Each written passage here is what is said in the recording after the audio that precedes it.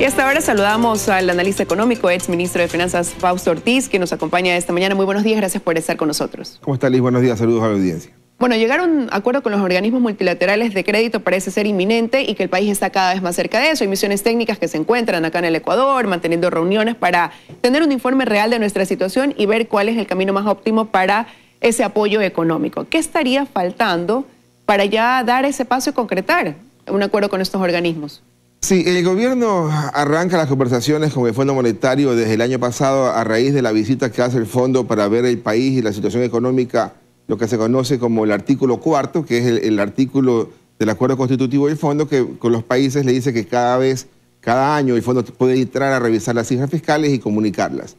Una primera cosa que falta es que el gobierno comunique cómo estaba el país con el último informe de revisión económica, quizás el del año 2016, para que ese 2016 sirva como línea base para saber cómo estábamos antes del arranque del actual gobierno y cómo estamos a un año del actual gobierno, y con esa base poder chequear cuáles son las políticas que el gobierno, coordinadamente con el Fondo Monetario, necesita estructurar para lograr básicamente reducir el déficit fiscal, disminuir la velocidad del endeudamiento y ojalá mejorar las condiciones competitivas en el país para que la economía se dinamice. Bueno, sonaría a que no es un paso que pueda tomar mucho tiempo, y ahí por eso le pregunto si es que usted cree que ese acuerdo podría darse ya en el corto plazo, en menos de 6 meses, o quizás más bien terminando este primer semestre del año. O sea, yo estimo que el acuerdo podría estar estructurado ya y listo para el primer semestre de este año. La misión del Fondo Monetario, que está en Quito y se reunirá con diversos actores, supongo que les tomará entre 30 a 45 días.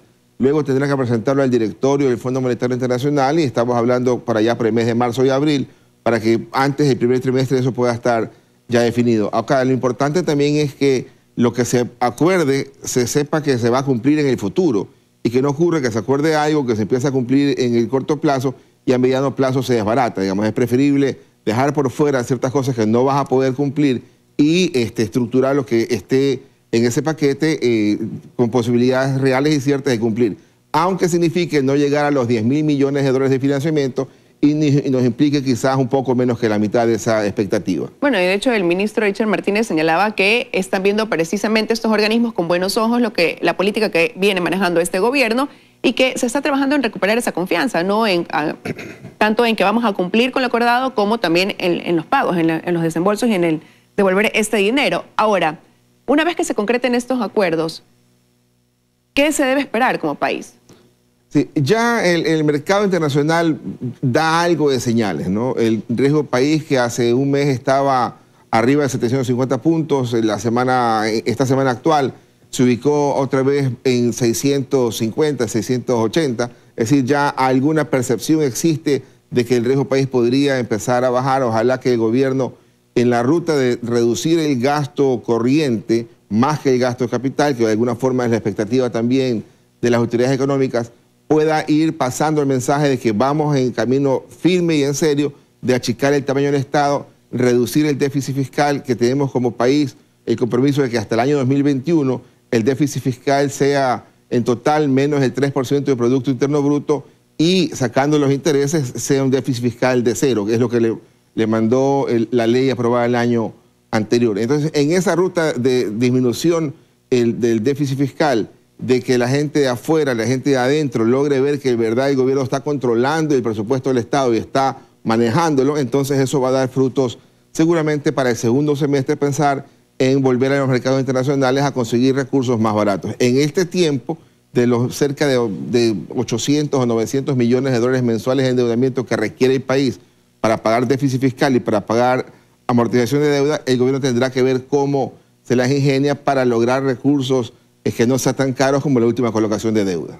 Y desde la cartera de finanzas se ha dicho que con el apoyo de la comunidad internacional y de estos organismos multilaterales de crédito se podrán generar reformas estructurales para el país. ¿Cuáles podrían ser este tipo de reformas de las que se habla desde la cartera de finanzas?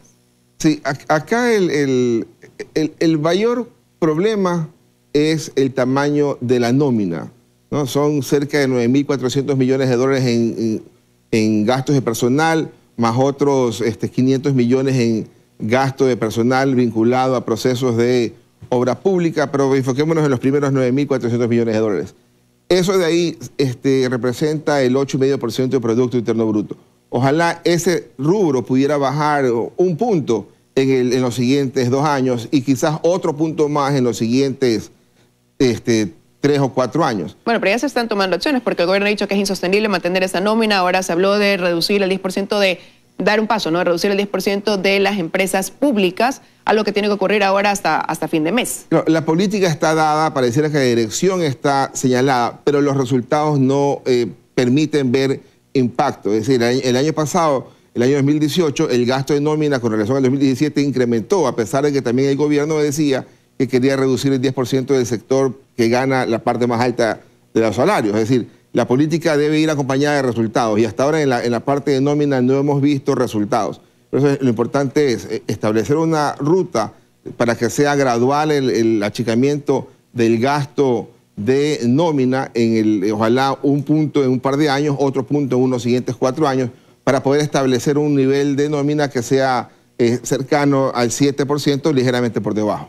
Ahora, ¿cuál podría ser otra medida que planteen al país como parte de este acuerdo? Porque normalmente cuando uno establece acuerdos con estos organismos crediticios, sí demanda de acciones que conlleven a la reducción del gasto, pero también al aumento de ingresos. Entonces, ¿qué otras cosas podrían ser las que se pongan de manifiesto de contraparte como exigencias para nuestro país, para dar ya ese paso?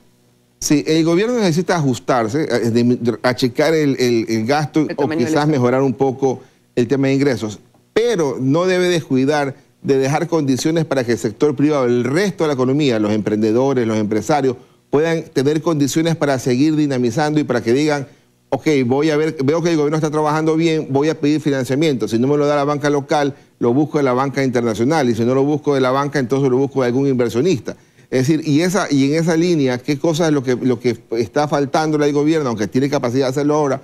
Es la reducción del 5% de la salida de divisas para tratar de ver si efectivamente, desmantelando el 5% de la salida de divisas, pueden ingresar recursos. Y el gobierno, ¿cómo podría hacer para desmantelar ese 5%? De alguna forma es compensarlo, quizás con algún otro impuesto menos dañino, que ese tema de salida de divisas quizás pudiera ser un par de puntos del IVA, dejando, por supuesto, a un lado a los productos de primera necesidad para no afectar al sector popular y tratar de enfocarse en otro tipo de productos y quizás alguna corrección adicional en el tema de combustible. Son las alternativas que el gobierno tiene, que tendría que estarlas evaluando para ir en esa línea de mejorar ingresos y también que el gasto se caiga y que la economía no se estanque como es la expectativa que tenemos hoy día, ¿no? Pero concluyendo y analizando el panorama actual, lo que tenemos y lo que se escucha, en lo que estaría trabajando precisamente el gobierno a través de ese plan de prosperidad, la ley de rectificación y fomento productivo,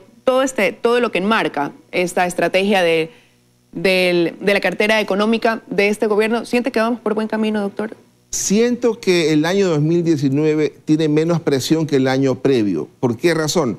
Porque el año previo arrancaba con un déficit fiscal de 4.000 millones de dólares y casi 6.000 millones de financiamiento. El año actual tiene un déficit menor de 3.600 millones de dólares y un financiamiento menor de amortización menor de 5.300. Es decir, hay menos urgencia por conseguir recursos. El tema es que están de alguna forma cerrados los mercados a financiamiento barato. Entonces, en la medida que el gobierno logre destrabar aquello y que el financiamiento no sea esa cifra del 11% y ojalá pudiera ser cifras del 8 o el 7%, entonces podríamos pensar que la economía podría empezar a reactivarse.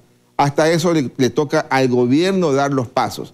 Así como el sector privado se ha achicado, se ha contraído un poco por la economía como está, el gobierno tiene que dar aquel paso también para que la gente sepa que estamos juntos en este ajuste económico.